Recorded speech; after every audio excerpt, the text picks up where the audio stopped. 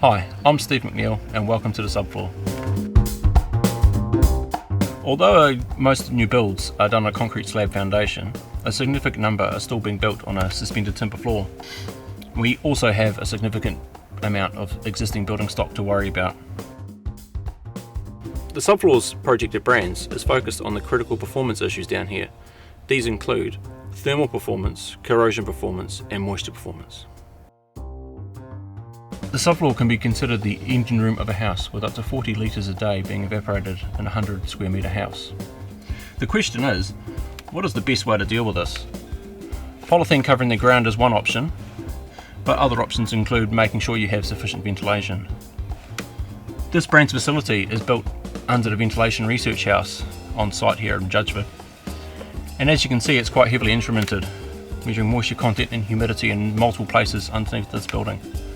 The idea of that is as we change things under here, we can see the effect of them and what that does to the conditions down here. This subfloor was detailed to be quite airtight. The total amount of opening to the outside is roughly equivalent to a single 150mm pipe.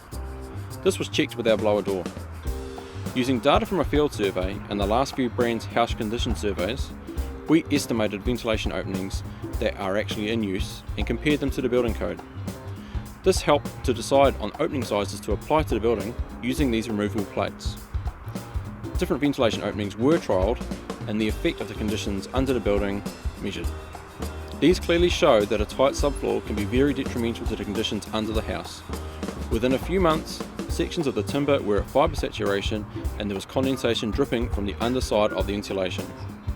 We are currently finalising computer models of the space that will take into account variations like vent position, size and climate. This will give useful information to help decide on vent layout, especially on awkward hilly sites. For further information, see Build 149 and keep an eye out for more outputs early in the new year.